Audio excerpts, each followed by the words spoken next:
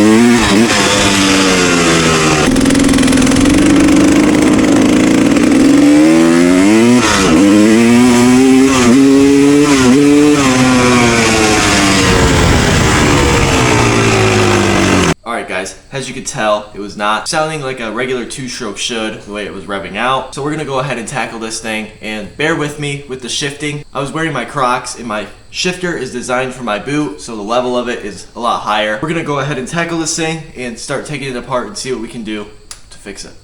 Alright guys, I had to go on a Harbor Freight run real quick because I needed some shop towels, and I wanted to be a little bit more professional, so I decided to get some gloves so my hands aren't always so filthy. It takes me like 10 minutes to get that two-stroke oil off my hands. That's definitely a good buy right here. The first thing I want to do though is go ahead and take this exhaust off to see how much oil is around there and see where I can find the problem and where it's leaking from.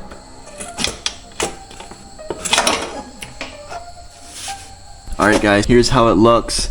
There's oil all over here, all right here. I noticed that it might be hard for you guys to see, but there's some oil up here as well. From the looks of it, it doesn't even look like it's coming from the exhaust because it's relatively dry right here and over here. There's definitely something else going on. My only other guess is those power valve and expansion chamber systems are getting loose in there somehow.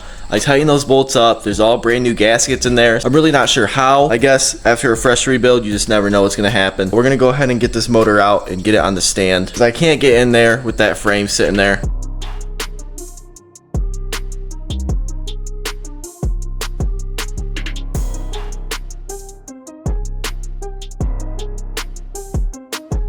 The air filter looks a little dirty. It's not bad. It feels nice and lubricated up because I use these two right here from Rocky Mountain ATV. I would suggest getting some of those.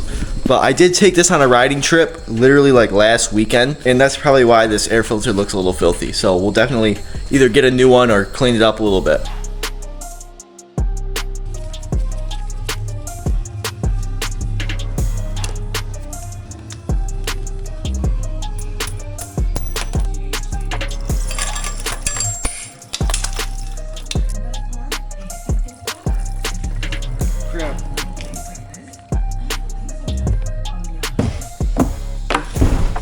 Alright guys, motor's out. I'll give you guys a better look at the oil situation. Let's go ahead and start seeing what the problem is. Okay, here's a better look at what's going on here. Definitely coming from either the head gasket or this right here. Looks like it's coming from this as well. So it could be these. I wonder if these bolts are loose or not. Tons of oil down here. First thing I want to do is go ahead and see if these bolts are loose or tightened or not. Go ahead and, oh shoot. We might have just found our problem. Crap.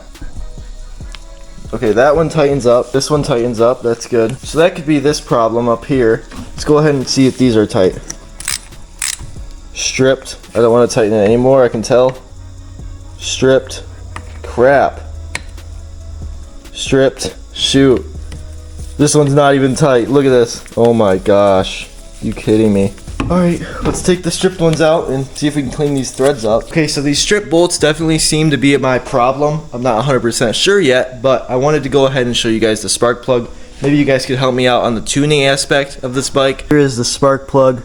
Definitely hard to tell for you guys, but it looks like it's running not bad, maybe a little rich. So I plan on putting another one in. I plan on putting a new one in and starting to tune this bike once I fix this oil leak. Stay tuned for that. Okay guys, so I took this cover off right here. I wanted to see how it looks, and it definitely looks like there was oil coming out of here by the way the gasket looks. We're gonna go ahead and start with the thread chaser like this. I need to tighten it up. We're gonna go ahead and see if we can do a little thread chaser and see if it'll clean up these threads good. If it feels tight anywhere, I like to go back and forth right where it feels tight just to clean them up better. Right there, ooh. Alright, let's go ahead and try it. We got this Permatex up. Let's go ahead and get this all good and ready to go. My next step is kind of see what else could be the problem, and then let's go ahead and put it back in the bike.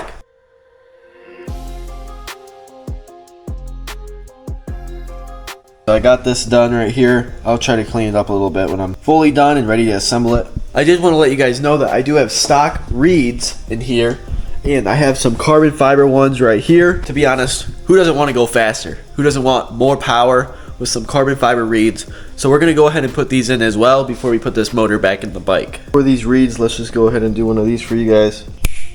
Here she is. I ended up taking these off because for some reason the threads were having trouble getting in there, so I ended up taking it off. It looks really good with the carbon fiber. Hopefully it makes me faster so I can beat some 4-strokes. Alright, let's go ahead and get this back together. Alright guys, we got this back in. I'm gonna go ahead and clean up first because I sort of made a mess. We're gonna go ahead and get this motor in. I'm not gonna film it because I don't want to bore you guys putting this motor in. The next clip you're gonna see is probably me getting ready to power wash this bike, so we can make sure we have all the oil gone just to see if it's gonna leak again. And hopefully this bike runs a little bit better with these reeds.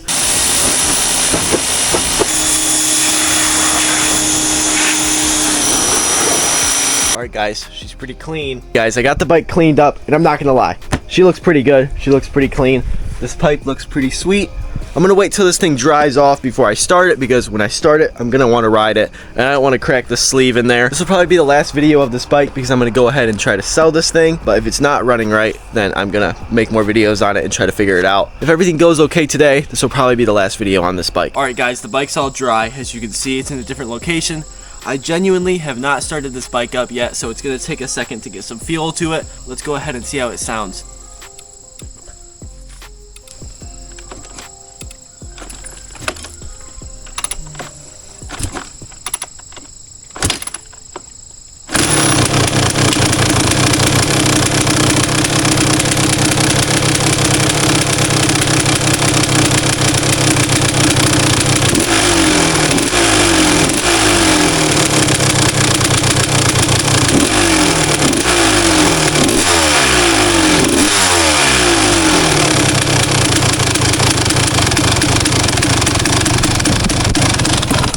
I don't want to adjust the idle too much until the bike's warmed up. Let's go ahead and rip it around a little bit, see if it feels any different. I hope it does. Those reeds should give it power no matter what.